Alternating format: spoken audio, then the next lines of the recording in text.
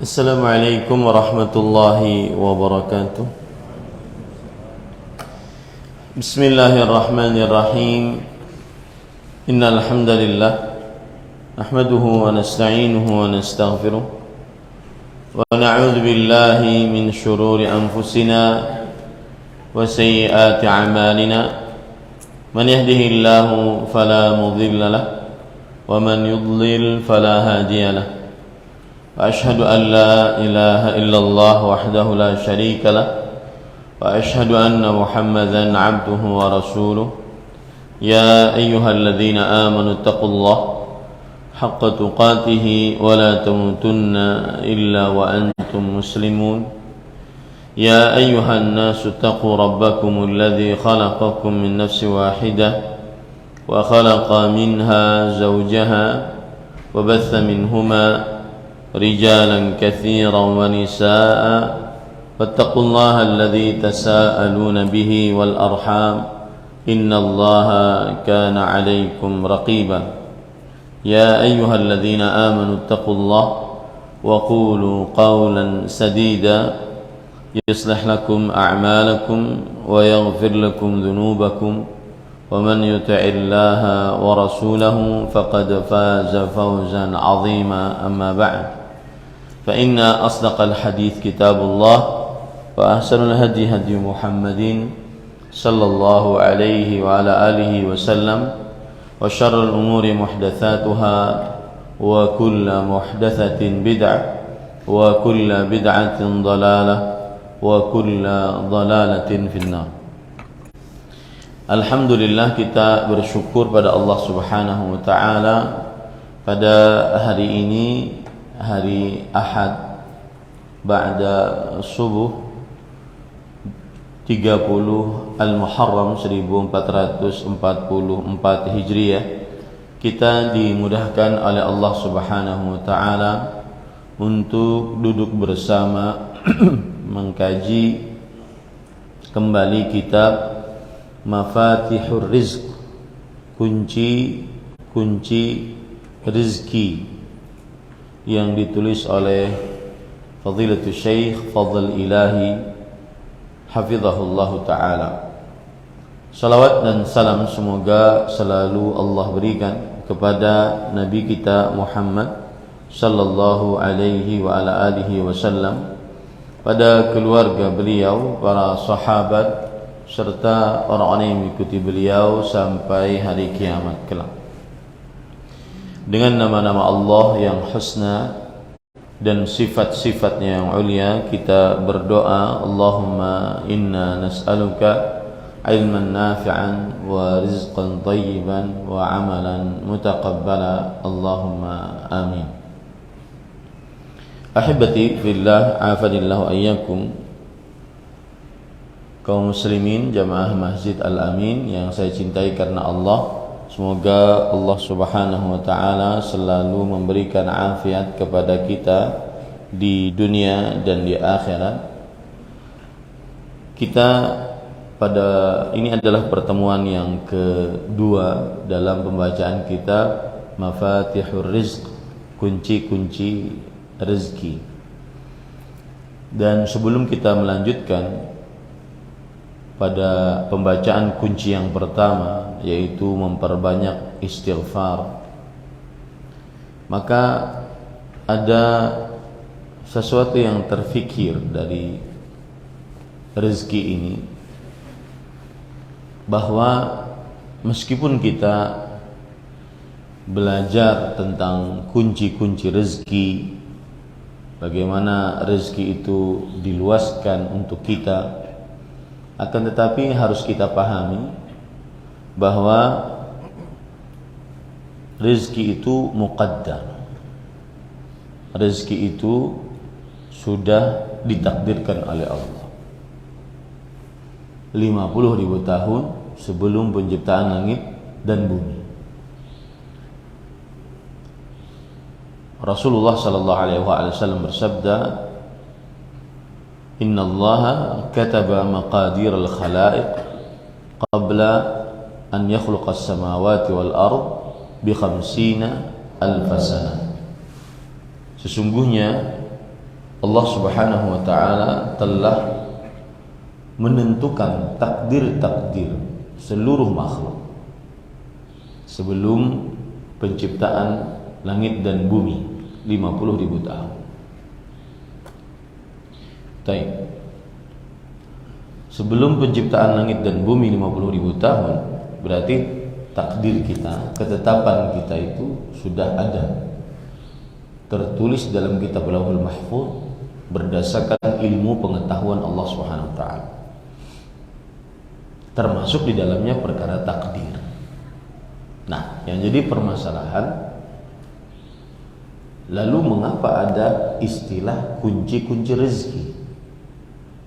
Padahal rezeki kita sudah ditakdirkan. Bagaimanapun hard semangatnya orang bekerja, kalau memang rezekinya cuma sampai 100.000 per hari, ya sudah, tidak akan keluar dari itu. Lalu kenapa kita belajar kunci-kunci rezeki? Kemudian juga dalam hadis riwayat Muslim dari Abu Abdurrahman Abdullah bin Mas'ud radhiyallahu anhu, Rasulullah sallallahu alaihi wasallam bersabda, "Inna ahadakum yajma'u khalquhu fi batni ummihi 40 yawman nutfah, thumma yakunu 'alaqatan mithla dhalik, thumma yakunu mudghatan mithla dhalik, thumma yursalu ilayhi al-malak wa yanfukhu fihi ar-ruh, thumma yu'maru bi arba'i kalimat, bi katbi rizqihi wa ajalihi wa 'amalihi sa'idun aw shaqiyyun." Artinya, sesungguhnya penciptaan salah seorang di antara kalian itu Allah Subhanahu wa taala mengumpulkannya di dalam rahim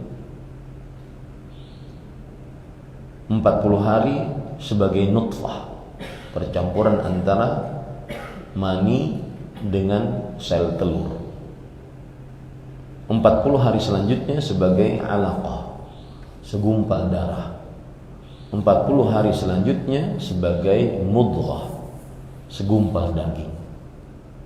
Lalu setelah itu Allah mengutus malaikat.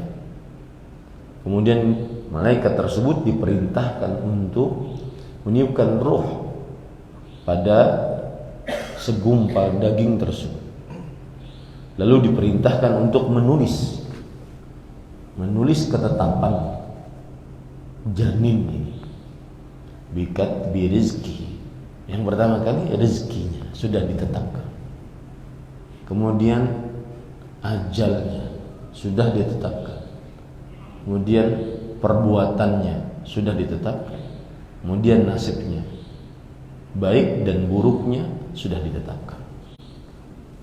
Nah, sama tadi pertanyaannya, kalau rezeki sudah ditetapkan, mengapa kita membicarakan kunci-kunci rezeki? Toh semuanya sudah ada ketetapannya.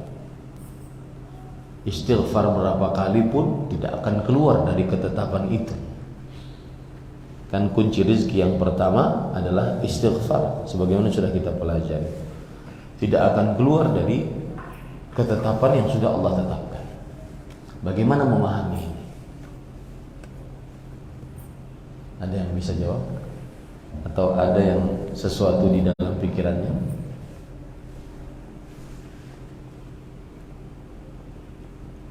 Nah, ada?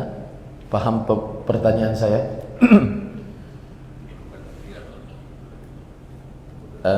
Pertanyaannya, kan rezeki sudah ditetapkan, sedangkan kita membicarakan mafatihur rizq fi dhawil kitab wa sunnah, kunci-kunci rezeki berdasarkan Al-Quran dan Sunnah. Kalau kita pahami sekilas,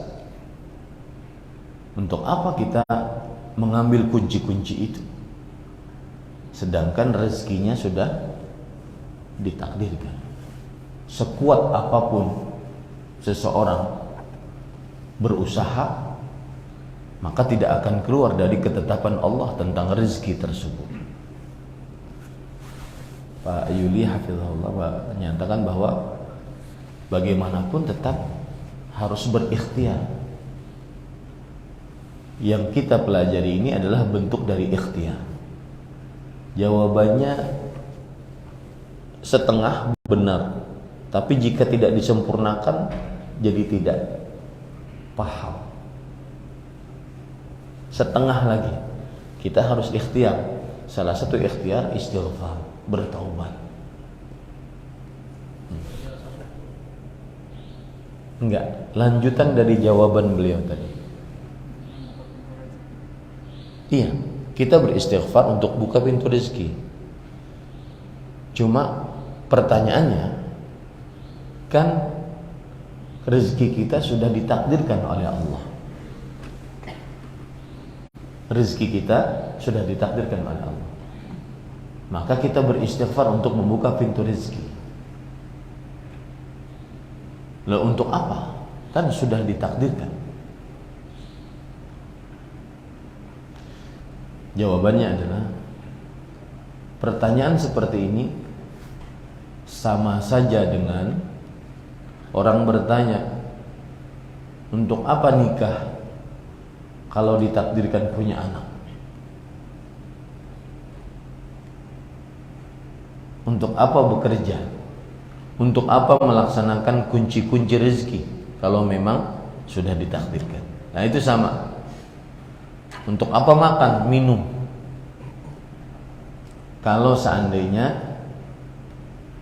sudah ditakdirkan kenyang dan hilang dahaga. Oke Ustaz, bagaimana cara menjawabnya dengan jawaban yang baik dan benar? Maka kita katakan sebagaimana yang Pak Yuli katakan tadi, kunci-kunci ini adalah ikhtiar untuk kita mengais rezeki.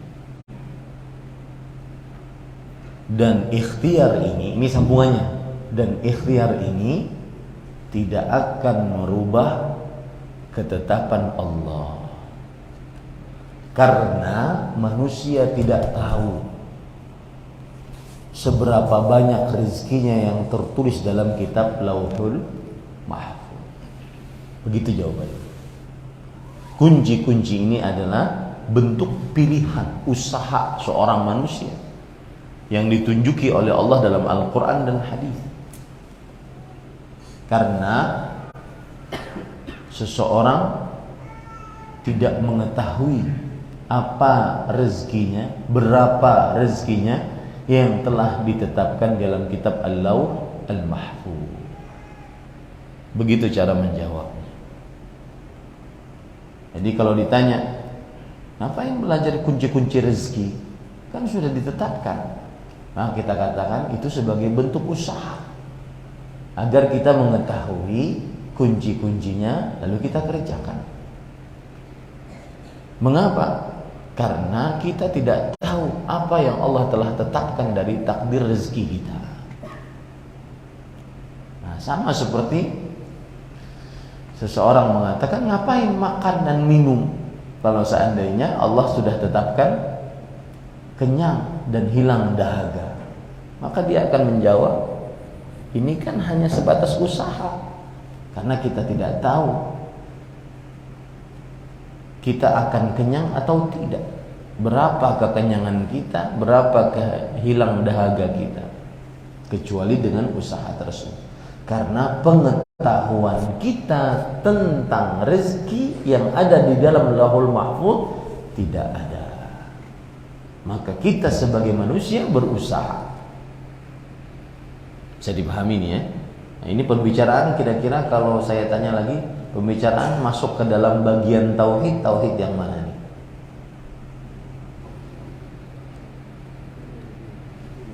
Hah? Rububiyah, kekuasaan Allah. Kalau kita berbicara tentang akidah, pembicaraan apa ini? Rukun yang keberapa? Hah? 6. Rukun beriman kepada takdir. Makanya tadi malam saya katakan, membicarakan pokok keimanan itu pondasi dari segala permasalahan kehidupan dunia. ya, dari segala permasalahan kehidupan dunia. Baik. Sekarang pada pertemuan sebelumnya kita sudah membicarakan tentang al-matlabul awal al-istighfar wa taubah. Kunci paling penting rezeki adalah beristighfar dan bertaubat. Pada pertemuan sebelumnya kita sudah menjelaskan apa itu istighfar dan apa itu taubat. Taubat adalah meninggalkan dosa karena keburukannya dan menyesal atas apa yang telah dia lakukan dan bertekad untuk tidak mengulangi lagi dan memperbaiki yang mungkin untuk diperbaiki. Inilah yang disebut dengan taubat. Yang pertama, meninggalkan dosa karena keburukannya, bukan karena nggak ada kesempatan, bukan karena sedang tidak mempunyai kemampuan, bukan. Dia meninggalkannya karena dia meyakini ini buruk di sisi Allah dan dia tinggalkan karena Allah. Yang kedua, menyesal atas perbuatan dosa yang telah dia lakukan. Yang ketiga, bertekad untuk tidak mengulangi perbuatan tersebut. Yang keempat, memperbaiki yang bisa diperbaiki dari amal-amal saleh. Kemudian para ikhwan yang dirahmati oleh Allah, yang kelima yaitu jika dosa itu berhubungan dengan manusia, maka dia selesaikan dengan minta halal atau mengembalikan apa yang sudah diambil secara kezaliman. Misalkan dia pernah mencuri barang orang, cara bertobatnya dia kembalikan. Dia pernah korupsi, mengambil harta orang lain tanpa kebenaran, cara bertobatnya dia kembalikan. Ini khususan jika berkaitan berhubungan dengan hak sesama manusia. Nomor 1 sampai 4 tadi berkaitan dengan hak dengan Allah Subhanahu wa taala. Yang kelima khususan untuk berkaitan dengan hak manusia. Nah, itu taubat. Adapun istighfar adalah talabul maghfirah, meminta maghfirah dengan mengucapkan astaghfirullah wa atubu ilaih. Baik. Itu adalah pertemuan yang pertama. Sekarang kita masuk kepada poin yang kedua yang dibawakan oleh penulis. Penulis mengatakan thaniyan, poin kedua, as-sanadu syar'i li kaunil istighfari wal taubati min mafatihir rizq. Dalil-dalil syariat bahwa istighfar dan taubat termasuk dari kunci-kunci rezeki. Dalil-dalil syariat bahwa istighfar dan taubat termasuk dari kunci-kunci rezeki. Ikhwah fillah hafizakumullah ta'ala. Sebelum saya baca, semestinya kita sudah bisa membedakan antara istighfar dengan taubat. Maka jawabannya adalah taubat adalah perbuatan yang lebih luas dibandingkan istighfar. Istighfar adalah bagian bertobat. Istighfar adalah bagian bertobat. Dan taubat lebih luas dibandingkan istighfar. Dan tidak dinamakan seseorang bertobat kecuali dengan beristighfar. Ya, seperti itu memahaminya. Taubat adalah lebih luas dibandingkan istighfar. Dan istighfar adalah bagian dari bertobat. Tidak dinamakan seorang beristighfar, bertaubat kecuali dengan melakukan istighfar. Langkah pertama bertobat adalah beristighfar. Langkah pertama bertobat adalah beristighfar. Baik. Waradat iddatu nususin fil Qur'ani wal hadithi fil Qur'anil Karim wal hadithi syarifi tadullu ala anna al-istighfar wat taubata min asbabir rizq bifadlillahi ta'ala. Artinya, terdapat dalil-dalil dari Al-Quran dan hadis Nabi Muhammad SAW yang menunjukkan bahwa istighfar dan taubat termasuk dari sebab-sebab rezeki dengan karunia dari Allah. Nah, ini yang patut diperhatikan. Kita istighfar, kita taubat, itu sebab syar'i mendatangkan rezeki. Tapi sebab syar'i ini tidak bisa berlaku menjadi sebab kecuali dengan izin siapa? Allah. Ini patut dipahami baik-baik. Karena ada sebagian orang mengeluh, Ustaz, saya itu istighfarnya banyak loh Ustaz, tapi miskin. Ada orang juga ngeluh, Ustaz, saya itu orang taat loh Ustaz, saya sholat di masjid saf pertama, kadang saya azan, kadang saya iqamah, kadang saya imam sendirian, imam jadi imam, jadi makmum sekalian, karena nggak ada yang sholat di masjid. Saya bakti orang tua, saya tahajud, saya istighfar, tapi mengapa rezeki saya masih sempit? Bagaimana menjawabnya? Jawabannya yang disebutkan oleh penulis, bifadlillah. Istighfar, taubat adalah sebab syar'i untuk membuka pintu rezeki. Tetapi sebab ini tidak bisa menjadi sebab kecuali dengan izin Allah. Itu yang patut diperhatikan. Nah, lalu Ustaz, kalau begitu, apa faedahnya kita istighfar? Kalau seandainya semuanya dua dengan izin Allah, faedahnya adalah kita harus introspeksi diri. Saat istighfar kita sudah banyak, taubat kita sudah kita lakukan, tetapi mengapa pintu-pintu rezeki belum terbuka? Berarti ada sesuatu khalal, ada sesuatu yang keliru di situ. Kenapa Allah belum mengizinkan sebab ini sebagai sebab? Mungkin istighfarnya hanya di lisan, tetapi maksiatnya tetap jalan terus.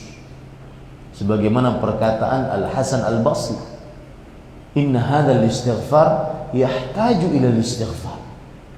Istighfar yang kamu ucapkan itu memerlukan istighfar kembali. Kenapa? Li'annahu min taubatil kadzdzabin. Karena dia termasuk daripada taubatnya para tukang dusta. Lisannya beristighfar, matanya tetap jelalatan. Lisannya beristighfar, telinganya tetap mendengar yang haram. Lisannya tetap beristighfar, tapi pada saat yang bersamaan dia menghibah orang. Maka itu salah satu penyebab terkadang orang banyak istighfar tetapi belum diizinkan Allah dibukakan pintu rezekinya.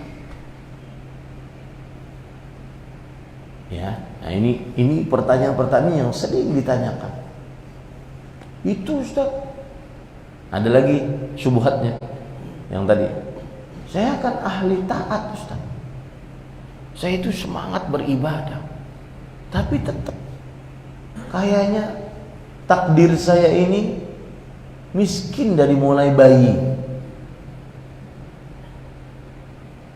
Sedangkan tetangga saya sholat nggak pernah, ke masjid enggak.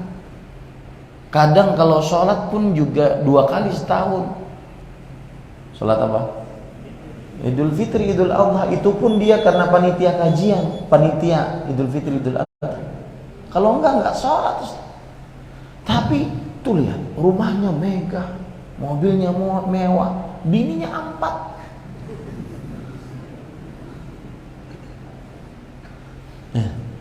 Gimana jawabannya? Jawabannya banyak jawabannya. Yang pertama, istighfar yang engkau lakukan tidak akan sia-sia di sisi Allah. Satu, innallaha la yudhi'u ajral muhsinin. Sesungguhnya Allah tidak menyia-nyiakan pahala orang yang berbuat ihsan. Yang kedua, mungkin yang terjadi pada tetanggamu adalah istidraj, yaitu penguluran waktu dari Allah Subhanahu wa taala. Diberikan nikmat tapi dia tambal dengan maksiat, nikmat maksiat, sehingga akhirnya ditutup dengan su'ul khatimah, mati dalam keadaan buruk. Dua. Yang ketiga, nikmat di dunia bukan hanya harta.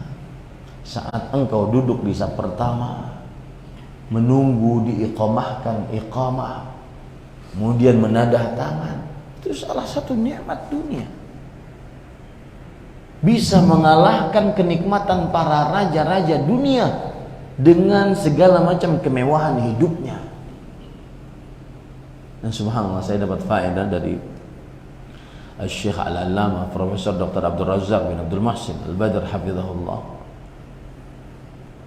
Orang ketika sholat berjamaah, kemudian saat azan dikumandangkan, dia sudah berusaha ke masjid, mendengar azan, menjawab azan tersebut, kemudian berselawat setelahnya, berdoa di antara azan dan iqamah, kemudian sebelumnya sholat qabliyah, itu sangat berpengaruh kepada praktek di dalam sholatnya, dan sangat berpengaruh sholatnya akhirnya di luar sholatnya.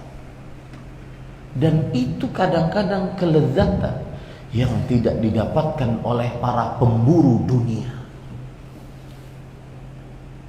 Meskipun mereka diliputi dengan kemewahan dunia, kemegahan dunia, semua bisa dia dapatkan, semua dia bisa rasakan.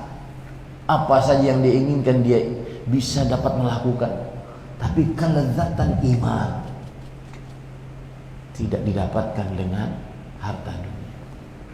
Rasulullah SAW bersabda, "Thalathatun man kunna fihi wajada bihinna halawatal iman." 3 perkara yang jika seseorang berada di dalam dirinya 3 perkara tersebut, dia mendapatkan manisnya iman. Manisnya iman itu apa? Lapang dadanya. Lapang dada. Yang pertama, an yuhibballaha wa rasulahu. Ahabba an yakuna Allahu wa rasuluhu ahabba ilaihi mimma siwahu. Hendaknya Allah dan Rasulnya lebih ia cintai dibandingkan dari selain keduanya. Duduk lama di masjid, nuntut ilmu karena cinta kepada Allah Subhanahu wa taala.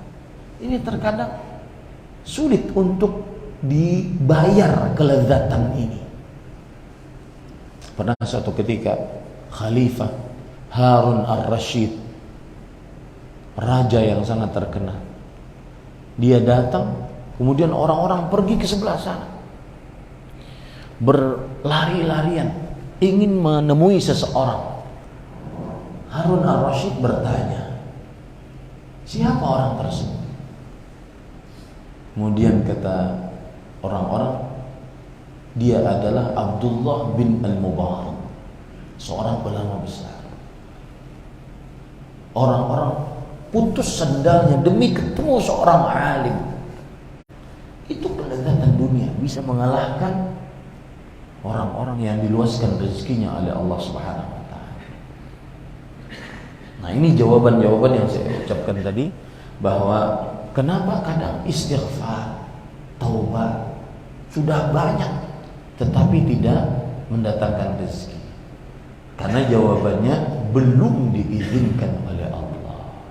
Makanya di sini ada kata-kata bifadlillahi ta'ala, dengan karunia Allah Subhanahu wa ta'ala. Wa fi ma yali asta'dilu bi taufiqin min Allah ta'ala ba'dha tilkan nusus. Di bawah ini dengan meminta petunjuk dari Allah, saya akan menyebutkan beberapa dalil bahwa istighfar dan taubat adalah pembuka rezeki. Alif A, minha ma dzakarahu jalla jalalu an Nuh alaihi salam annahu qala liqaumihi faqultu astaghfiru rabbakum innahu kana ghaffara yursilis samaa 'alaikum midrara wa yumdidukum bi amwalin wa banin wa yaj'al lakum jannatin wa yaj'al lakum anhara. Yang pertama, apa yang disebutkan oleh Allah Subhanahu wa taala tentang Nabi Nuh alaihi salam, yang waktu itu berkata kepada kaumnya. Ayatnya berbunyi, aku berkata, beristighfarlah kalian kepada Rabb kalian, sesungguhnya Allah Maha Pemberi Maghfirah. Allah menurunkan hujan dari langit atas kalian dengan lebat dan memberi bantuan kepada kalian dengan harta, anak, dan menjadikan untuk kalian kebun-kebun dan menjadikan untuk kalian sungai-sungai. Kita ingin membicarakan Nuh dulu. Salah satu pelajaran menarik dari kehidupan ini adalah cerita Nabi Nuh alaihissalam. Nabi Nuh alaihissalam, beliau awwalu rasul, rasul pertama, sebagaimana disebutkan dalam hadis sahih riwayat Bukhari. Rasul pertama Nabi Nuh alaihissalam. Dan bedanya rasul dengan nabi, rasul adalah seorang laki-laki yang diberikan wahyu oleh Allah untuk menyampaikan dakwahnya. Nabi, laki-laki yang diberikan wahyu oleh Allah dan khusus untuk dirinya sendiri. Oleh karena menyampaikan dakwah, maka para rasul banyak musuhnya. Wa ja'alna likulli nabiyyin aduwan syayatinal insi wal jin. Kami telah jadikan untuk setiap nabi musuh dari manusia dan jin. Ini Nuh alaihissalam. Dan salah satu yang menarik dari Nuh alaihissalam adalah beliau seorang yang sangat yakin dengan janji Allah. Bayangkan, diperintahkan membuat kapal di tengah padang pasir. Tidak ada lautan, tidak ada air. Dan begitulah para nabi. Apa yang sangat identik dengan para nabi itu adalah tasdiquhu, mempercayai apa yang dijanjikan oleh Allah. Nah, itu harus kita contoh dari kehidupan para nabi. Contohnya juga seperti istighfar. Kita harus yakin betul istighfar mendatangkan, membuka pintu-pintu rezeki dengan izin Allah Subhanahu wa taala. Ya, bayangkan itu. Di tengah kota membuat kapal. Kemudian apalagi sudah datang ejekan-ejekan. Di situ saat kadang-kadang manusia tergoyahkan. Tapi begitulah para nabi, terutama ulul azmi dari para rasul. Mereka sangat yakin dengan janji Allah. Seperti Nabi Musa, di belakang 1 juta bala tentara Fir'aun, di depan lautan. Kemudian kaumnya sudah bemamai lagi, bahasa Banjarnya. Inna lamudrakun, wahai Musa, kita akan dikejar. Itu bala tentara pasti mendapati kita, di depan kita lautan. Apa kata Nabi Musa? Kalla inna ma'iya rabbi sayahdin. Tidak sama sekali. Sesungguhnya Rabb bersamaku, Rabbku yang akan memberi petunjuk kepadaku. Begitu. keimanan para nabi, sangat percaya dengan Allah, dengan janji-janji Allah. Nah, begitulah kita sebagai seorang muslim semestinya sangat yakin dengan janji-janji Allah. Baik, ayatnya berbunyi tadi, aku berkata, kata Nabi Nuh alaihissalam, beristighfarlah kalian kepada Rabb kalian, sesungguhnya Allah Maha Ghafur. Allah akan menurunkan langit atas kalian. Langit di sini maksudnya air hujan dari langit atas kalian dengan lebat, dan memberikan kekuatan kepada kalian dengan harta dan anak. Ini juga menunjukkan bahwa istighfar dia memberikan kekuatan anak dan harta, dan menjadikan bagi kalian kebun-kebun, dan menjadikan untuk kalian sungai-sungai. Penulis mengatakan, fa fi hadhihi al-ayatil karimah bayanun li tahaqquqil umuri taliyah bil istighfar. Di dalam ayat-ayat yang mulia ini terdapat penjelasan tentang terjadinya perkara-perkara berikut disebabkan istighfar. Ingat sekali lagi, istighfar adalah sebab syar'i untuk membuka rezeki. Sebab ini tidak akan menjadi sebab kecuali dengan izin siapa? Allah. Yang pertama, maghfiratullahi ta'ala az-dzunub, yaitu ampunan Allah Subhanahu wa taala dosa-dosa. Wa dzalika biqaulihi ta'ala innahu kana ghaffara. Dengan istighfar maka akan diampuni dosa-dosa. Sesungguhnya Allah tadi berfirman, sesungguhnya Dia Maha Ghafur. Ghafur itu artinya yang memberi maghfirah dan tidak pernah terputus pemberiannya. Ghafur bukan hanya sekedar ghafir, Maha Pengampun, tetapi Ghafur, Maha luas maghfirahnya. Dan saya sudah ceritakan pada pertemuan yang lalu, dan ini semua kajian ini saya dokumentasikan, dimasukkan ke akun channel YouTube saya, Ahmad Zainuddin Al-Banjari di YouTube, silahkan cari. Ini kunci-kunci rezeki Masjid Al-Amin, gitu ada judulnya. Dan saya sudah jelaskan pada pertemuan sebelumnya bahwa maghfirah yang dimaksud ada 3. Siapa yang masih ingat? Maghfirah yang dimaksud ada 3. Yang pertama,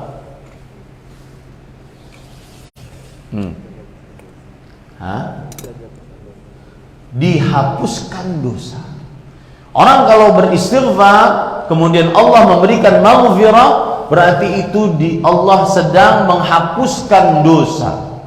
Penghapusan dosa ada 2. Dihapuskan dari buku catatan amalannya. Yang kedua, dihapuskan dari hukuman siksa di akhirat. Dan pendapat yang lebih kuat adalah dihapuskan dari hukuman siksa di akhirat. Adapun yang di buku catatan amal tetap tercatat. Yang pertama itu maksud daripada maghfirah, penghapusan dosa. Yang kedua, dosa diganti dengan pahala. Orang kalau beristighfar maka dihapuskan dosanya dengan istighfar. Apa maksud dihapuskan dosa? Dosa-dosanya diganti dengan pahala. Sebagaimana disebutkan oleh Allah dalam surah Al-Furqan, فَأُولَٰئِكَ يُبَدِّلُ اللَّهُ سَيِّئَاتِهِمْ حَسَنَاتٍ وَكَانَ اللَّهُ غَفُورًا رَحِيمًا. Mereka lah orang-orang yang dosa-dosanya diganti dengan pahala, dan Allah Maha Ghafur. Itu yang kedua. Yang ketiga, ditutupi aib dosanya. Ketika seorang anak berdoa, Rabbana ghfirli wa li walidayya wa lil mu'minina yauma yaqumul hisab. Ya Allah, ampuni dosaku dan kedua orang tuaku. Ya Allah, berikan maghfirah kepadaku dan maghfirah kepada kedua orang tuaku. Apa maksudnya? Ya Allah, tutupi aib, keburukan, dosa-dosa orang tuaku. Itu yang dimaksud dengan istighfar. Tsaniyan, jadi dengan istighfar kita akan mendapatkan maghfiratuz dzunub, penghapusan terhadap dosa. Thaniyan, inzalullah ta'ala mataran yatba'u ba'duhu ba'dan. Allah menurunkan hujan yang deras. Qala Ibnu Abbas radhiyallahu anhuma midraran yatba'u ba'daha ba'dan. Abdullah bin Abbas radhiyallahu anhuma berkata, midrar, kan ayatnya berbunyi tadi begitu, yursilis sama alaikum midrar, Allah menurunkan hujan dari langit atas kalian dengan midrar. Midrar artinya hujan yang diikuti dengan hujan selanjutnya, terus ya, lebat hujannya, mendatangkan kebaikan. Thalithan, iktsarullah ta'ala al-amwal wal aulad. Makanya kalau orang sedang lama tidak turun hujan, sebelum sholat istisqa yang dianjurkan apa? Memperbanyak istighfar. Ya. Yang ketiga, memperbanyak Allah memperbanyak harta dan anak. Nah, ini yang menjadi inti pembicaraan. Istighfar kunci rizki. Dengan istighfar Allah memperbanyak harta dan anak. Qala Atha fi tafsirihi qouli ta'ala wa yumdidkum bi amwalin wa banin yukthiru amwalakum wa auladakum. Imam Atha bin Abi Rabah. Atha bin Abi Rabah adalah seorang tabi'i. Beliau memiliki kitab tafsir, disebutkan di dalam tafsir Al-Baghawi bahwa yang dimaksud Allah memberikan kepada kalian kekuatan, harta dan anak, maksudnya memperbanyak harta kalian dan anak-anak kalian dengan istighfar. Itu yang ketiga. Orang jika beristighfar dia akan mendapatkan poin-poin berikut. Sudah 3. Yang keempat, ja'alallahu basatin. Allah Subhanahu wa taala menjadikan kebun-kebunnya subur. Yang kelima, ja'alallahu ta'ala anharan. Allah Subhanahu wa taala menjadikan sungai-sungai mengalir dengan istighfar. Wa yaqulu al-Imam al-Qurtubi fi hadhihi al-ayati wallati fi Hud dalilun ala anna al-istighfara yustanzalu bihi ar-rizq wal amtar. Ini yang saya katakan tadi malam. Itu yang saya terpesona dengan dakwah sunnah ini. Sebutkan dalil, perkataan para ulama. Itu ilmiah. Itu yang membuat hati kita tenang. Imam Al-Qurtubi, ulama Islam abad ke-7 Hijriah, wafat pada tahun 676 Hijriah, mempunyai kitab Al-Jami' li Ahkamil Quran. Beliau berkata, di dalam ayat ini surat Nuh ayat 10 sampai 12 tadi, di dalam ayat ini dan juga di dalam surat Hud, ya, dalam surat Hud yang berbunyi wa ya qaumi astaghfiru rabbakum tsumma tubu ilaih. Wahai kaumku, beristighfarlah kalian kepada Rabb kalian, kemudian bertobatlah kepadanya. Di dalam ayat ini surah An-Nuh ayat 10 sampai 12 dan di dalam surat Hud terdapat dalil ala anna al-istighfar yustanzalu bihi rizq wal amtar, bahwa istighfar mendatangkan rezeki dan hujan. Mendatangkan rezeki dan hujan. Ini perkataan Imam Al-Qurtubi rahimahullah. Wa yaqulu al-Hafidh Ibnu Katsir fi tafsirih, dan Imam Al-Hafidh Ibnu Katsir rahimahullah berkata di dalam tafsirnya, ai idza tubtum ila Allah wastaghfartumuhu wa ata'tumuhu kathura ar-rizqu 'alaikum wa asqakum min barakatis sama. Kata Imam Ibnu Katsir, maksud dari ayat ini adalah jika kalian bertobat kepada Allah dan beristighfar. Ingat, taubat lebih luas dan istighfar bagian dari taubat. Jika kalian bertobat kepada Allah dan beristighfar kepadanya dan kalian taat kepadanya, ini dia. Harus ada pembuktian dari ucapan istighfar lisan kita di dalam kehidupan kita sehari-hari. Ya. Orang yang beristighfar semestinya dia taat kepada Allah. Jika istighfar dibarengi dengan ketaatan, maka banyaklah rezeki kalian dan Allah akan menurunkan berkah dari langit. Wa ambata lakum min barakatil ardh, dan menumbuhkan bagi kalian dari berkah-berkah bumi. Wa ambata lakumuz zar', dan menumbuhkan bagi kalian tumbuh-tumbuhan. Wa adarra lakumud dhar', dan Allah akan mengisi susu-susu kambing kalian. Wa amaddakum bi amwal wa banin, ay a'taakumul amwal wal aulad. Allah memberikan madad kepada kalian dengan harta dan anak. Maksudnya Allah memberikan harta yang banyak dan anak yang banyak kepada kalian. Wa ja'ala lakum jannatin fiha anwa'uth thimar, dan Allah menjadikan bagi kalian kebun-kebun yang di dalamnya terdapat berbagai macam buah-buah. Wa khallalaha bil anharil jahiliyah bainaha, dan Allah akan jadikan di tengah-tengah kebun tersebut sungai-sungai yang mengalir.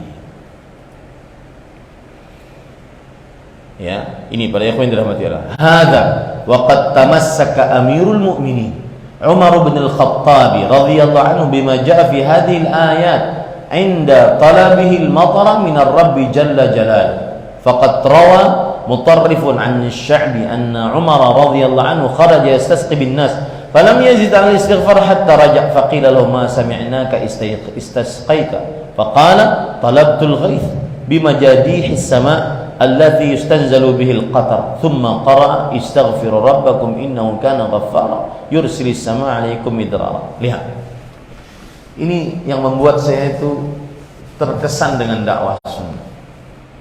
Kata penulis, inilah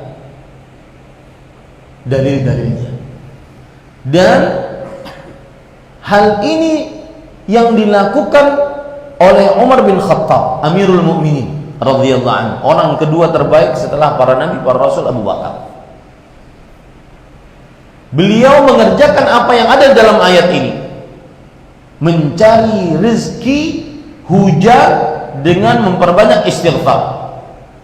Diriwayatkan dari Mutarrif, dari Sya'bi, bahwa Umar bin Khattab radhiyallahu anhu keluar dari rumah, kemudian mengimami manusia untuk sholat istisqa.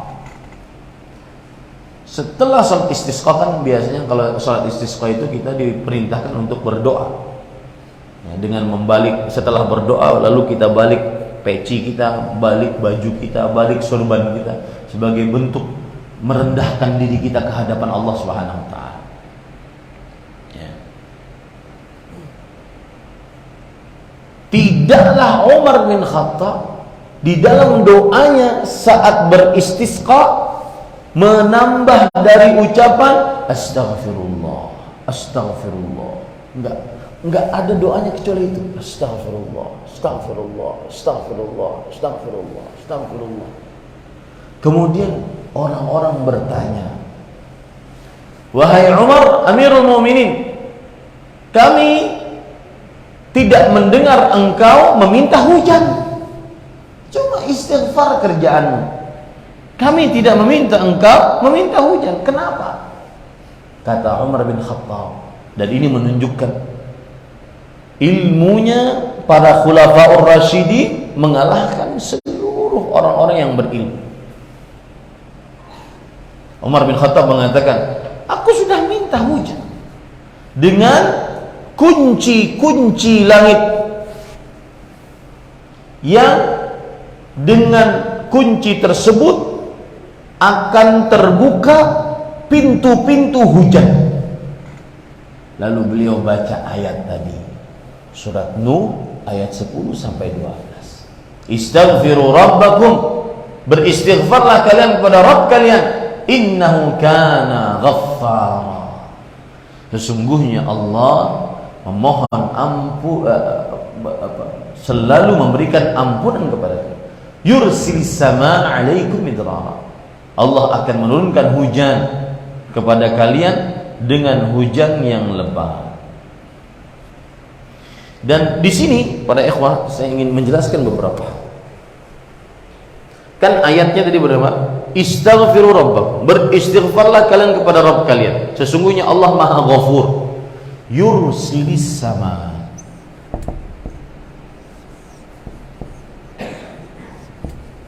Yursilis samaa alaikum midrara.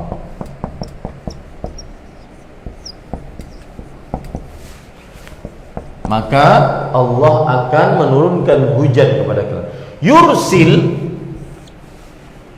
menurunkan, mengutus langit, yaitu air hujan atas kalian dengan terus menerus. Yursil ini adalah fi'il al-mudhari', kata kerja present yang sedang terjadi. Para ulama bahasa mengatakan kata kerja yang sedang terjadi jika dalam bentuk jawaban sebuah syarat menunjukkan kepada kepastian, satu, keniscayaan, dua, kelangsungan, langsung tanpa tunda, dua, yang ketiga, terus menerus. Kepastian, yang kedua, kelangsungan tanpa tunda, yang ketiga, terus menerus. Makanya kalau kita terjemahkan, jika kalian beristighfar maka pasti langsung Allah Subhanahu wa ta'ala menurunkan air hujan dari langit atas kalian terus menerus. Indahnya istighfar. Indahnya istighfar. Ya. Karena jawaban dari sebuah syarat kalau dia kata present, fi'il mudhari', begitu maksudnya. Pasti, niscaya, langsung tanpa tunda. Kemudian yang ketiga, terus menerus. Ini para ikhwah yang dirahmati oleh Allah Subhanahu wa ta'ala. Kemudian lanjut. Jadi cerita Umar bin Khattab ini menjadi inspirasi kita agar setelah ini memperbanyak lisan kita dengan istighfar. Astaghfirullah, astaghfirullah, astaghfirullah. Kemudian penulis mengatakan, waqad arsyada al-Imam al-Hasan al-Basri aidan, setelah menceritakan tentang kisah sahabat, ceritakan turun setelah sahabat siapa? Tabi'i, yang melihat sahabat beriman dan mati dalam keimanan. Dan al-Imam al-Hasan al-Basri, Al-Hasan bin Al-Yasar al-Basri, seorang ulama tabi'i, bertemu dengan pembesar sahabat, bertemu dengan Abu Hurairah, bertemu dengan banyak sahabat Nabi, pembesar sahabat. Beliau juga arsyada, memberikan petunjuk ila istighfar, kullu man jaa ilaihi syakiyan al-jadba wal faqra wa qillatan nasl wa jafafal bustan. Setiap yang datang kepada kalian, kepada beliau, mengadu kekeringan, kemiskinan, belum punya anak, dan juga keringnya kebun-kebun. Semua yang mengadu ini diberikan petunjuk oleh Al-Hasan al-Basri untuk beristighfar.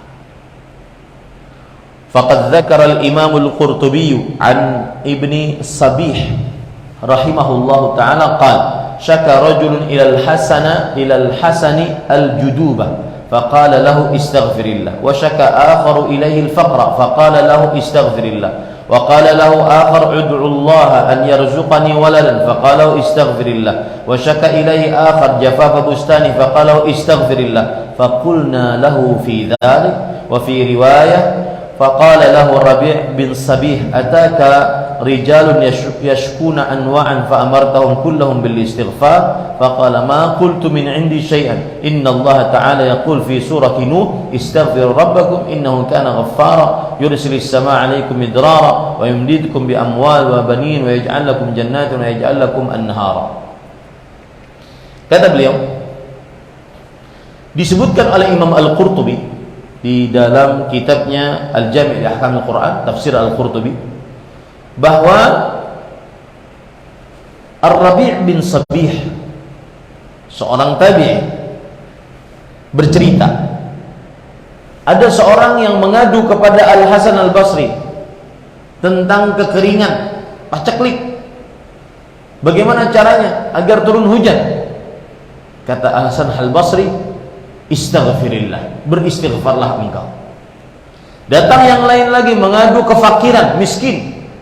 Kemudian kata Al-Hasan Al-Basri rahimahullah, istaghfirillah, beristighfarlah. Datang yang lain lagi meminta doa agar diberikan anak. Lalu Al-Hasan Al-Basri berkata, istaghfirillah rahimahullah, berkata, beristighfarlah kalian. Datang yang lain lagi mengadu keringnya kebunnya. Lalu Al-Hasan Al-Basri rahimahullah berkata lagi, istaghfirillah, beristighfarlah kepada Allah Subhanahu wa taala. Kemudian Ar-Rabi' bin Sabih bertanya kepada Al-Hasan Al-Basri, wahai Al-Hasan Al-Basri, wahai imam rahimakallah, telah datang kepadamu orang-orang mengadu dengan berbagai macam bentuk pengaduan. Kamu cuma memberikan kepada mereka satu amalan, istaghfirillah. Saya jadi ingat orang itu, orang-orang kaum muslimin, kadang kalau seandainya bertanya kepada ustadznya, cuma 3 pertanyaan. Ustadz, tolong dong amalan apa? Rezeki. Ustadz, yang kedua, tolong dong amalan apa? Agar cepat bayar hutang. 3, Ustadz, tolong dong amalan apa hendak? Amalan agar cepat dapat jodoh. Kalau yang sudah punya istri, agar kaum poligami. Itu aja yang sering ditanyakan ustadznya, dari mulai habis SD sampai puluhan tahun belajar agama. Pertanyaan paling banyak ngitu ya. Ternyata ini sama dari dulu. Ternyata orang-orang bertanya kepada para ulama, memang pertanyaannya seperti itu. Maka kata Ar-Rabi' bin Sabih, datang kepada engkau beberapa orang mengadu dengan berbagai macam aduan, engkau cuma mengucapkan istaghfirillah. Maka dijawab oleh Al-Hasan Al-Basri, saya tidak mengatakan dari kantong saya tidak mengatakan dari diri saya sendiri. Karena Allah Subhanahu wa taala berfirman di dalam surat Nuh, istaghfiru rabbakum, beristighfarlah kalian kepada Rabb kalian. Sesungguhnya Allah Maha Ghafur, menurunkan air hujan dari langit atas kalian dengan lebat, membantu, memberikan kekuatan kepada kalian dengan harta dan anak, menjadikan untuk kalian kebun, menjadikan untuk kalian sungai-sungai. Penulis mengatakan Allahu Akbar. Ini adalah sikap seorang muslim ketika merasa luar biasa, takjub. Allahu Akbar. Ma'a'zama thamaratul istighfar. Alangkah agungnya buah dari istighfar, wa ajallaha wa aktsaruha. Dan alangkah besarnya dan alangkah banyaknya faedah dari istighfar. Allahumma ja'alna minal mustighfirin wa hab lana min ladunka thamaratihi fid dunya wal akhirah innaka sami'un mujib. Amin ya hayyu ya qayyum. Ya Allah, jadikanlah kami termasuk orang-orang yang beristighfar. Berikanlah untuk kami dari sisi Engkau buah dari istighfar di dunia dan di akhirat. Sesungguhnya Engkau Maha mendengar, Maha menjawab doa. Ya Allah, kabulkanlah wahai yang Maha hidup dan berdiri sendiri. Baik. Dalil yang kedua, surat Hud ayat 3 yang kita sebutkan tadi. wa anistaghfiru rabbakum thumma tubu ilaih yumatti'kum mata'an hasanan ila ajalin musamma wa yu'ti kulli dhi fadlin fadla fa in tawallaw fa inni akhafu 'alaikum 'adzaba yaumin kabir. Beristighfarlah kalian kepada Rabb kalian, kemudian bertobatlah kepadanya, maka yumatti'kum. Nah, ini sama. Jika kalian beristighfar, bertobat, yumatti'kum fi'il mudhari'. Matta'a yumatti'u. Matta'a fi'il madhi, yumatti'u fi'il mudhari'. Fi'il mudhari' kata present apabila di dalam jawaban sebuah syarat menunjukkan kepada kepastian, langsung dan terus menerus. Allah akan langsung, pasti langsung memberikan mata'an hasanan, harta yang baik kepada kalian, ila ajal musamma, sampai batas waktu yang telah ditentukan, wa yu'ti kulli dhi fadlin fadlah, dan Allah akan pasti langsung memberikan kepada kalian dari karunia-Nya. Wa in tawallaw fa inni akhafu 'alaikum 'adzaba yaumin kabir. Jika kalian berpaling, aku khawatir kalian akan mendapatkan siksa yang besar. Penulis mengatakan, wa fil ayatil karimati wa'dun minallahil qadir al-mustaghfir bil mata'il hasan liman istaghfara wa tab, wal muradu biqaulihi yumatti'ukum mata'an hasan kama qala Abdullah ibn Mas'ud radhiyallahu anhu yatafaddalu 'alaikum birizqi was sa'ah. Di dalam ayat yang mulia ini terdapat janji dari Allah yang maha kuasa, yang maha menentukan untuk mendapatkan kebaikan bagi siapa yang beristighfar dan bertobat. Dan yang dimaksud pada ayat yumatti'kum mata'an hasan, Allah akan memberikan mata'an hasan. Kata Abdullah bin Mas'ud radhiyallahu anhu, mata'an hasanan artinya adalah rizki dan kelapangannya. Allah. Mata'an hasanan, rizki dan kelapangannya. Dan inilah ilmiah. Ya, ini yang membuat saya tuh terpesona dengan dakwah sunnah ini. Susah meninggalkan tasawuf, itu susah. Saya itu kalau boleh bercerita, dan banyak kawan-kawan yang mengatakan, Ustaz tulis aja buku Ustaz, pengalaman. Saya itu masuk tarekat kelas 2 SMA. Kelas 2 SMA, kemudian sampai kelas 3, kemudian setahun setelahnya mengabdi, karena harus ngambil ijazah itu harus ngabdi. Kemudian 2 tahun masuk tahfidz, kemudian masuk Madinah, Universitas Islam Madinah. Itu satu semester masih tarekat, masih istighfar, masih bertasbih di atas kain putih di raudhah. Susah meninggalkan, tapi karena terpesona dengan dalil. Apa-apa disebutkan dalil, apa-apa disebutkan dalil perkataan para ulama, bukan dari kantong sendiri, bukan cerita yang aneh-aneh. Ya. Ini para ikhwan yang dirahmati oleh Allah Subhanahu wa taala. Di Indah, Abdullah bin Abbas menceritakan bahwa yang dimaksud yumatti'ukum mata'an hasanah yatafaddalu 'alaikum birizqi was-sa'ah.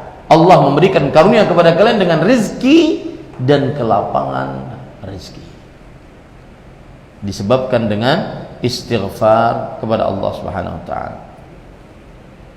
Baik. Wa yaqulu al-Imam al-Qurtubi fi tafsirih, hadhihi thamaratul istighfar wa taubah. Ini adalah buah manis dari istighfar dan bertaubat. Ay yumatti'ukum bil manafi' min sa'atir rizqi wa raghadil 'aish. Artinya Allah memberikan nikmat kepada kalian dengan manfaat-manfaat, dengan luasnya rezeki dan nyamannya hidup. Wala yasta'silukum bil 'adzab kama fa'ala biman ahlaka qablakum, dan Allah tidak akan menghancurkan kalian dengan siksa di dunia sebagaimana Allah melakukannya pada orang-orang terdahulu. Wa jaa hadzal wa'dur rabbanil karim fi syakli tartibil jazaa' ala syartih. Lihat, ini yang saya jelaskan tadi. Dan telah datang janji Allah yang mulia ini dalam bentuk pahala dari jawaban sebuah syarat. Jika kamu beristighfar maka bla bla bla bla. Itu maksudnya, maka ini adalah jawaban dari sebuah syarat. Yaqulu Syekh Muhammad Al-Amin Asy-Shinqiti. Lihat penjelasannya dijelaskan oleh Syekh Muhammad Al-Amin Asy-Shinqiti. Syekh Muhammad Al-Amin Asy-Shinqiti ahli tafsir di abad sekarang kita ini abad ke-15 Hijriah. Beliau ahli tafsir di abad ke-14 Hijriah. Ya, mempunyai kitab tafsir judulnya Adwaul Bayan. Hadhihi al-ayatul karimah, kata beliau rahimahullah. Ayat yang mulia ini tadullu ala anna al-istighfar wa tauba ila Allah min adh-dhunub sababun li an yumatta'a Allah man fa'ala dhalika mata'an hasanan ila ajalin musamma. Li'annahu rattaba dhalika al-istighfar wa tauba tartib al-jazaa' ala syartih. Ayat yang mulia ini menunjukkan bahwa istighfar dan bertobat kepada Allah dari dosa-dosa adalah sebab untuk Allah Subhanahu wa taala memberikan mata'an hasana, memberikan rezeki yang baik sampai batas waktu yang ditentukan, dan Allah meletakkan itu sebagai bentuk jawaban dari sebuah syarat. Jika kamu beristighfar, maka Allah akan meluaskan rezeki. Jawaban dari sebuah syarat ini. Jawaban ini tidak bisa didapat kecuali dengan mengerjakan syaratnya. Seperti ada orang berkata, jika kamu makan maka akan kenyang. Kekenyangan tidak didapat kecuali dengan makan. Nah sama, jika kamu istighfar maka akan diluaskan rezeki. Keluasan rezeki adalah jawaban dari sebuah syarat. Syaratnya apa? Istighfar. Tidak dapat jawaban kecuali mengerjakan syarat. Nah, begitu cara memahaminya. Sama tadi, tidak dapat jawaban kecuali dengan mengerjakan syarat. Saya lanjutkan sedikit ya, mohon bersabar karena biar bulan depan kita masuk kepada kunci yang kedua ya. Saya lanjutkan sedikit. Dal wa mimma yadullu ala qaul al-istighfar wa taubah min mafatih rizq aidan ma rawahu al-a'immatu Ahmad wa Abu Dawud wa Nasa'i wa Ibnu Majah wal Hakim an Abdullah bin Abbas radhiyallahu anhuma qala Rasulullah sallallahu alaihi wa ala alihi wasallam man akthara al-istighfar ja'ala Allahu lahu min kulli hammin faraja wa min kulli dhiqin makhraja wa razaqahu min haitsu la yahtasib. Dan termasuk daripada dalil bahwa istighfar dan taubat termasuk kunci rizki adalah yang diriwayatkan oleh hadis yang diriwayatkan oleh para imam, Imam Ahmad, Abu Dawud, An-Nasa'i, Ibnu Majah, Imam Hakim. Ya, dari Abdullah bin Abbas radhiyallahu anhuma, beliau berkata, Rasul sallallahu alaihi wasallam bersabda, siapa saja yang memperbanyak istighfar. Dalam riwayat yang lain, lazimal istighfar, melazimi istighfar. Jadi bukan sekali, Pak. Astagfirullah, seperti bernafas. Astagfirullah, astagfirullah, astagfirullah, astagfirullah, astagfirullah. Nah, di sini sebagian orang kadang-kadang enggak tidak merasa, Ustadz, mana minta rezekinya? Istighfar doang. Istighfar itulah yang mendatangkan rezeki. Ya. Maka ja'alallahu lahu. Lihat, di sini Allah memakai kata fi'il. Jawaban syaratnya pakai kata fi'il madhi. Ja'alallahu lahu. Jawaban syaratnya Allah memakai kata fi'il madhi ini. Fi'il al-madhi. Kata kerja yang telah lampau. Kalau kita terjemahkan apa? Barang siapa yang memperbanyak istighfar, ja'alallah, pasti sama hukumnya, kepastian. Karena dia sudah terjadi. Pasti Allah telah berikan rezeki untuknya. Pasti Allah jadikan untuknya dari setiap rasa gundah rasa lapang, dari setiap kesempitan keluasan, dan Allah memberikan rezekinya dari arah yang dia tidak sangka-sangka. Ya, subhanallah. Penulis kemudian mengatakan, fa fi hadzal hadits syarif akhbar as-sadiqul masduq an-natiqu bil wahyi sallallahu alaihi wasallam an thalathi thamaratin yujniha man aktsara al-istighfar. Di dalam hadis tadi, Nabi kita Muhammad SAW yang jujur dan dibenarkan perkataannya, yang selalu berbicara dengan wahyu, memberitahukan tentang 3 buah manis yang didapatkan oleh orang yang memperbanyak istighfar. Ingat ya Pak, memperbanyak. 1, ihdaha ar-rizqu minallahir razzaq dzul quwwatil matin min haitsu la yadhunnu wa la yarju wa la yakhturu bi balih.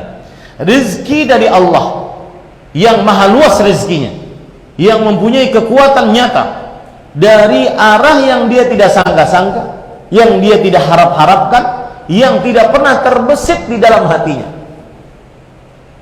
Ya. Ada kisah disebutkan dalam kisah Imam Ahmad. Imam Ahmad ini ulama besar. Tapi kan yang namanya ulama besar, apalagi dahulu tidak ada media sosial, mungkin di sebagian daerah tidak tahu kalau ini orang Imam Ahmad. Suatu saat Imam Ahmad singgah di sebuah kampung. Kemudian dahulu tidak ada pemondokan, guest house, hotel. Maka kalau ingin singgah di sebuah kampung, antara 2 saja, bermalam di rumah orang kampung, atau kalau tidak diperbolehkan, bermalam di kebun atau di masjid. Maka Imam Ahmad rahimahullah memilih yang ketiga, bermalam di masjid. Setelah sholat isya, marbut masjid bertanya kepada Imam Ahmad, kenapa engkau di sini? Oh, saya ingin istirahat di sini. Enggak, keluar. Kata Imam Ahmad, di sini aja sedikit, saya enggak kemana-mana, di sini saja. Enggak, keluar. Ditarik oleh orang tersebut, marbut tersebut, keluar masjid. Kemudian ada seorang dari penduduk setempat melihat kejadian itu. Kemudian karena merasa kasihan, orang tersebut mengatakan, sudah, engkau ke sini, ke rumah saya. Silahkan bermalam di rumah saya. Setelah datang ke rumah, Imam Ahmad memperhatikan orang ini. Orang ini dia berusaha menjual roti. Usahanya menjual roti. Otomatis kalau menjual roti membuat adonan. Adonannya dibuat pagi-pagi sebelum subuh. Dia buat adonan, kemudian dia panggang rotinya, buat adonan. Selama itu orang ini beristighfar. Imam Ahmad tahu, rahimahullah. Imam Ahmad tahu apa faedah dari istighfar. Imam Ahmad kemudian bertanya, mengejar orang tersebut dengan bertanya, wahai bapak, engkau saya lihat banyak beristighfar, apa faedah yang engkau dapatkan? Kemudian orang ini mengatakan, ma da'autullah illa istajaballahi. Tidak pernah aku berdoa dengan doa apapun kecuali Allah mengabulkan doa. Ini kisah nyata. Kecuali satu, kata orang tersebut. Apa yang satu tersebut? Saya berdoa ingin bertemu dengan Imam Ahmad rahimahullah. Allahu Akbar. Maka Imam Ahmad mengatakan, hadza Ahmad bin Hanbal jarranillahu ilaik. Ini Ahmad bin Hanbal, Allah menarik saya untuk bertemu dengan engkau. Allah. Perbanyaklah istighfar. Dia tidak akan terbesit di dalamnya. Di sana ada pintu rezekinya, enggak akan terbesit. Makanya saya katakan tadi malam dan beberapa hari ini, beberapa bulan ini saya dengung-dengungkan, al-barakah ma'at ta'ah, keberkahan disertai dengan ketaatan. Taatlah, niscaya hidupmu akan berkah. Contoh misalkan, yang sekarang sering ikut, yang ingin jadi pengusaha, kemudian ikut kelas-kelas entrepreneur, nggak terlalu penting. Karena konsepnya cuma 2. Dalam hadis Rasulullah SAW, ittaqullah wa ajmilu fit talab. Perbaiki hubunganmu dengan Allah Subhanahu wa taala. Perbaiki hubunganmu dengan Allah. Itu cara yang pertama. Kemudian usaha yang baik. Kalau dia usaha makanan, cari resep makanan yang paling baik, cari chef pembuat makanan yang paling enak, bersih tempatnya, higienis dan seterusnya. Perbaiki usaha, promosi, hadiah dan seterusnya. Maka Bapak Ibu saudara-saudari yang dimuliakan oleh Allah, beristighfar mendatangkan rezeki yang dia la yadhun wa la yarju wa la yakhtur bi balih. Dia tidak kira ada di situ rezeki. Dia tidak terbesit dalam hatinya ada rezeki di situ. Fa'ala ar-raghibina fi rizqil musarrah ila iksaril istighfar. Maka siapa yang ingin mendapatkan rezeki, hendaklah dia bersegera memperbanyak istighfar bil maqali wal fa'al, dengan ucapan dan juga perbuatan. Perbuatan bagaimana? Perbuatan yang menunjukkan dia beristighfar. Walakin al-hadara min al-istiqsar ala al-istighfar bil lisan duna dhalika bil fa'al fa innahu fi'lul kadzdzabin. Tapi hati-hati dari orang-orang yang mencukupkan hanya istighfar dengan lisan tapi tidak dengan perbuatan, karena itu adalah taubatnya tukang dusta, istighfarnya para pendusta. Nah, ini Bapak Ibu, alhamdulillah selesai dari kunci yang pertama dari kunci-kunci rezeki, yaitu beristighfar dan bertaubat kepada Allah Subhanahu wa taala. Pada pertemuan yang akan datang kita akan bahas kunci yang kedua, yaitu ketakwaan. Wallahu alam wa sallallahu nabiyana Muhammad walhamdulillahirabbil alamin. Tepat 1 jam kita berbicara. Jika ada yang ingin bertanya dipersilakan. Nah,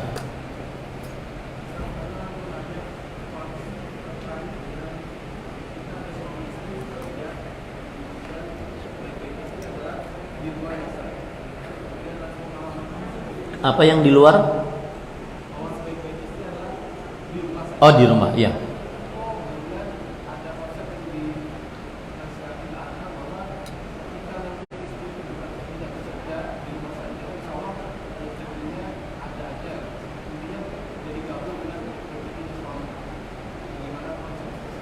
Baik. Ada hadis yang berbunyi, wa buyutuhunna khairul lahunna. Rumah-rumah perempuan lebih baik bagi mereka. Kemudian juga ada ayat yang berbunyi, waqarna fi buyutikunna wala tabarrajna tabarrujal jahiliyatil ula. Dan wahai kalian para perempuan, diamlah kalian di rumah-rumah kalian dan janganlah kalian berdandan sebagaimana wanita jahiliyah zaman dahulu berdandan. Hadis dan ayat tersebut menunjukkan bahwa para perempuan di dalam syariat Islam lebih dianjurkan untuk di rumah, karena perempuan jika keluar rumah berada di depan laki-laki yang bukan mahramnya, maka dia menjadi godaan bagi laki-laki. Rasulullah sallallahu alaihi wasallam bersabda, al-mar'atu 'aurah idza kharajat istashrafaha syaitan. Wanita itu adalah aurat. Jika keluar, maka syaitan akan mengistishrafnya. Istishraf itu adalah membuat para lelaki meletakkan tangannya di atas dahi, kemudian menoleh kepada perempuan tersebut. Ya. Maka tidak keluar perempuan kecuali untuk alasan syar'i. Seperti misalkan bekerja. Seorang perempuan bekerja diperbolehkan, baik perempuan yang single ataupun yang punya suami. Tetapi apabila dia single dan punya suami, maka ada syarat-syaratnya dia bekerja. Yang pertama, bekerja pada pekerjaan yang memang cocok, layak untuk perempuan. Yang kedua, bekerja yang tidak mengerjakan pekerjaan maksiat. Yang ketiga, bekerja yang tidak menggunakan pakaian yang jika dipakai di hadapan laki-laki yang bukan mahram dia membuka auratnya, atau minimal membentuk tubuhnya, memperlihatkan keindahan dari wajahnya, kemolekan dari tubuhnya, atau keindahan apa saja yang terlihat dari wanita tersebut. Yang keempat adalah dia bekerja dengan tidak melalaikan kewajibannya terhadap suami. Ini beberapa syarat diperbolehkan wanita bekerja. Kenapa? Karena para istri Nabi sepeninggal Rasulullah SAW meninggal, mereka bekerja. Tetapi tadi lebih baik memang dia di dalam rumah, karena yang bekerja mencari nafkah untuk memberi nafkah kepada keluarga adalah suami. Allah berfirman, "Ar-rijal qawwamuna 'alan nisa bima faddala Allah ba'dahum 'ala ba'dhin wa bima anfaqu min amwalihim." Para lelaki adalah pemimpin bagi para perempuan.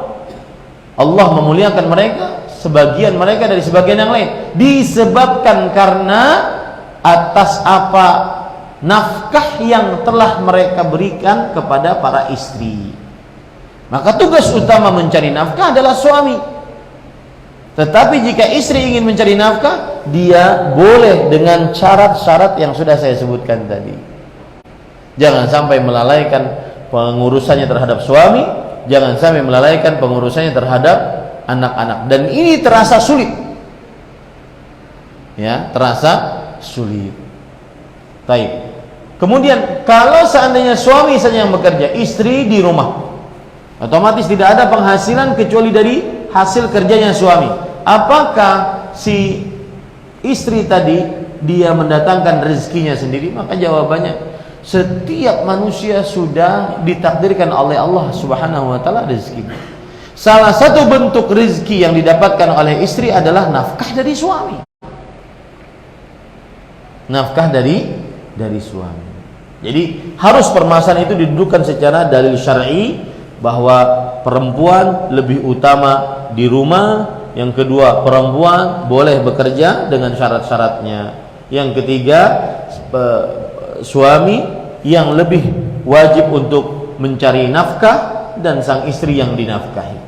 Dan kalau kita berkaca dengan kebiasaan para sahabat terdahulu, terutama sahabat-sahabat Nabi yang wanita terdahulu, maka mereka jarang keluar kecuali untuk pergi haji dan umrah. Kalau mereka sudah ditanggung oleh suami, mereka jarang keluar rumah kecuali untuk pergi haji dan umrah yang wajib. Selainnya tidak keluar. Maka kan banyak cerita dari para sahabiyat tidak pernah keluar rumah kecuali saat haji dan umrah dan saat jenazahnya dikeluarkan dari rumahnya. Allahu Akbar. Bagaimana kalau acil-acil di belakang kita seperti itu? Stres mereka. Ya. Kadang keluar cuma sekedar jalan saja. Jalan di pasar itu sudah happy, meskipun kada bertukar. Ya, mau suami bujur-bujur saja, bujur. Ya. Padahal sikap perempuan seperti itu. Ada perkataan dari Ali bin Abi Thalib radhiyallahu anhu ketika beliau menjadi Amirul Mukminin. Kemudian beliau datang ke kota Madinah. Kemudian beliau mengatakan, kata beliau, "Ala tastahyun, ala tagharun." Wahai kalian penduduk kota Madinah, apakah kalian tidak malu? Apakah kalian tidak punya rasa ghairah, rasa cemburu kepada keluarga-keluarga perempuan kalian? Al-mar'ah takhruju baina yaday rijal, an-nisa yakhrujna baina yaday rijal yuzahinna al-uluja fil aswaq. Para perempuan keluar di hadapan para lelaki, mereka berdesak-desakan dengan para lelaki di pasar-pasar. Apakah kalian tidak punya rasa cemburu? Nah, ini para ikhwan yang dirahmati Allah. Itulah bedanya manusia yang memang diridhai oleh Allah Subhanahu wa taala. Tetapi seperti yang saya katakan tadi, ya, jika memang ada alasan syar'i seperti misalkan dia janda, belum ada kumbang yang menikahinya untuk memberikan nafkah kepadanya, ya, maka pada saat itu dia harus bekerja, Ustaz. Ya, dia harus bekerja, harus keluar rumah, tapi dengan syarat-syarat tadi. Makanya kita katakan harus didudukan permasalahannya. Bagaimana cara beristighfar yang benar? Yang kita sebutkan tadi. Kalau yang ditanya tentang lafaznya banyak. Seperti Rasulullah SAW beristighfar, astaghfirullah. Ada lagi, astaghfirullah wa atubu ilaih. Ada lagi, astaghfirullahal azim wa atubu ilaih. Ada lagi, sayyidul istighfar. Allahumma anta rabbi la ilaha illa anta khalaqtani ana 'abduka wa ana 'ala ahdika wa wa'dika ma istata'tu abu laka bi ni'matika alayya abu bi dhanbi faghfir li fa innahu la yaghfiru dhunuba illa anta. Sayyidul istighfar. Ada lagi, rabbi ighfirli wa tub alayya innaka antat tawwabur rahim. Ada lagi, subhanakallahumma bihamdika allahumma ighfirli. Banyak. Kalau yang ditanyakan tentang istighfar yang benar, tentang lafaznya, banyak sekali dari hadis dari Rasul. Tapi kalau yang ditanyakan bagaimana istighfar yang benar, maka jawabannya adalah beristighfar dengan lisan dan mengaplikasikannya dalam anggota tubuh kita. Apakah ada faedah dan manfaat kita berzikir kepada Allah namun tidak mengetahui maknanya, hanya sebatas rutinitas lisan saja? Haruskah kita mengetahui maknanya agar lebih bertadabbur dalam berzikir pada Allah? Maka jawabannya iya. Tentunya dua-duanya mulia. Yang beristighfar dengan lisan dan belum terlalu mentadabburi tetap dia dapatkan pahala. Tapi lebih utama lagi beristighfar dengan lisannya, memahami maknanya, memahami konsekuensi-konsekuensinya. Makanya seperti yang saya ungkap tadi, istighfar maknanya apa? Ada 3. Memohon kepada Allah maghfirah itu ada 3 maknanya. Agar masuk ke dalam hati kita. Ketika kita mengucapkan astaghfirullah, kita paham betul yang dituju dari istighfar tersebut. Itu salah satu tujuannya. Wallahu a'lam. Ketika kita ingin beristighfar karena dapat membuka rezeki, apakah hal ini termasuk melakukan amalan yang tidak diniatkan karena Allah? Bagus pertanyaan. Istighfar ingin dapat rezeki. Bukankah istighfar itu ibadah, Ustaz? Dan ibadah itu harus ikhlas, dan ikhlas itu tidak minta apa-apa. Maka jawabannya keliru. Ikhlas bukan tidak minta apa-apa. Ikhlas itu minta apa-apa hanya kepada Allah. Itu istighfar. Itu ikhlas. Ya, bukan tidak minta apa-apa, enggak. Nah, di sini juga kadang-kadang dulu ketika masih di tasawuf, kita diajari tentang mahabbah, rasa cinta. Puncak ma'rifatullah adalah rasa cinta kepada Allah SWT. Puncak pengenalan kita terhadap Allah, kita mencintai Allah. Maka sering sekali kadang-kadang diberitahu bahwa siapa yang beribadah karena surga dan takut neraka, ini belum ikhlas. Kenapa? Karena masih ingin perkara sesuatu selain cinta Allah. Ini kita katakan rukun ibadah ada 3. Al-mahabbah, dia bagaikan kepala pada seekor burung, rasa cinta. Dan ar-raja dan al-khauf, rasa harap akan pahala dari Allah, rasa takut akan siksa Allah. Itu bagaikan 2 sayapnya. Apabila seseorang beribadah tanpa mahabbah, rasa cinta kepada Allah, maka ini seperti orang yang memiliki burung yang sudah mati tanpa kepala, tidak hidup. Jadi ibadahnya nggak hidup, sholatnya tadi nggak hidup karena nggak punya rasa cinta. Ya, masuk ke dalam hatinya ibadahnya terus, kan nggak hidup karena nggak punya rasa cinta. Ibadahnya hanya sekedar mengerjakan rutinitas. Oh, kalau subuh jam 5 bangun, sholat, selesai. Hanya sekedar rutinitas. Tidak hidup karena tidak ada rasa cinta. Tapi kalau cuma dengan rasa cinta tanpa harap dan takut, maka ini adalah seorang yang hanya menginginkan rasa cinta saja. Bahkan sebagian ulama mengatakan dia zindiq.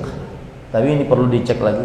Siapa yang beribadah kepada Allah Subhanahu wa taala dengan hanya rasa cinta saja, tanpa takut neraka, tanpa berharap surga, dia adalah orang yang zindiq.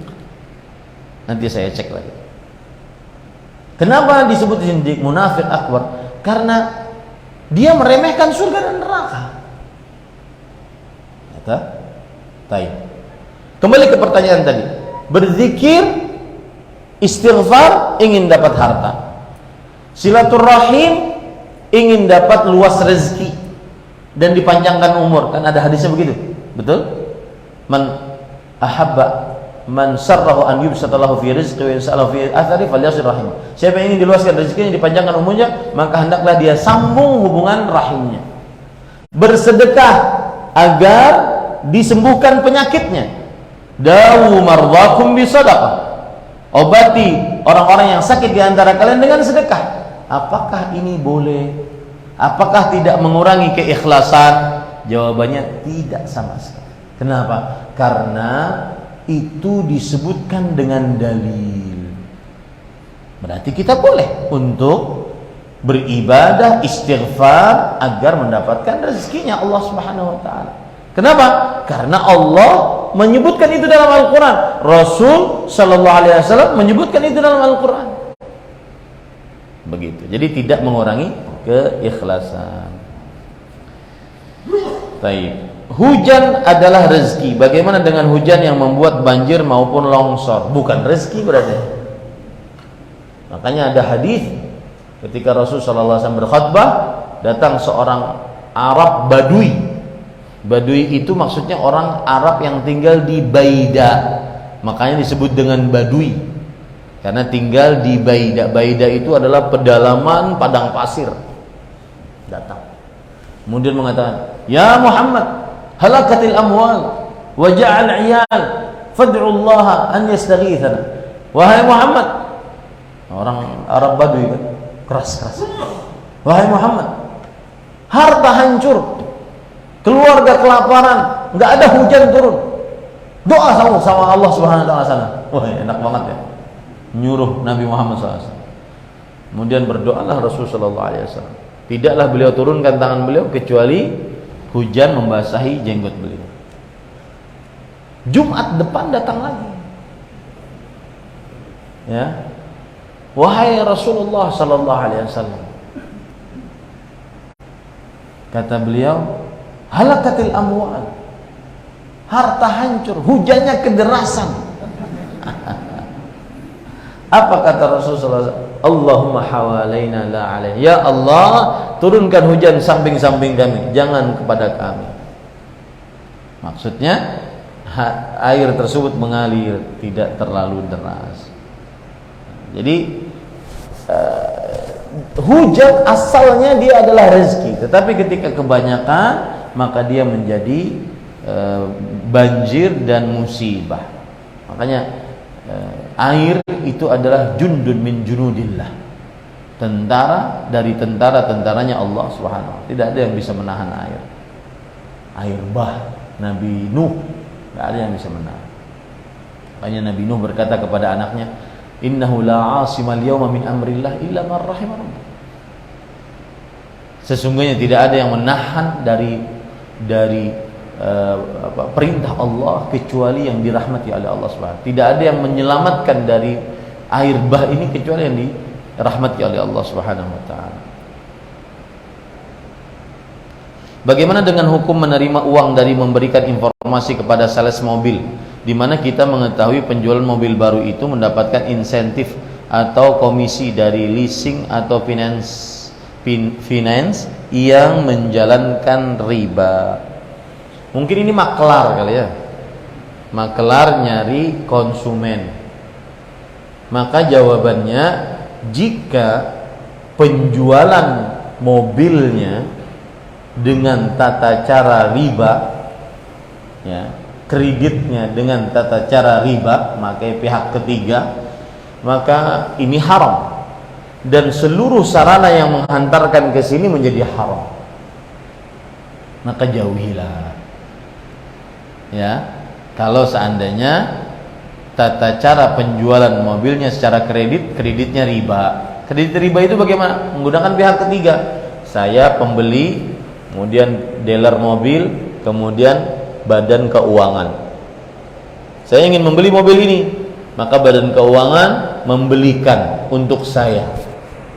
Dengan cara berarti saya berhutang kepada badan keuangan. Dan saya akan membayar hutang dengan yang lebih dari hutang saya kepada badan keuangan tersebut. Disitulah riba. Wallahu a'lam. Bagaimana hukum jika suami ingin istrinya menggunakan cadar karena alasan syar'i, namun si istri belum mau, katanya nanti ada saatnya. Maka dalam hal ini sang istri wajib taat. Karena ketaatan kepada suami wajib bagi sang istri.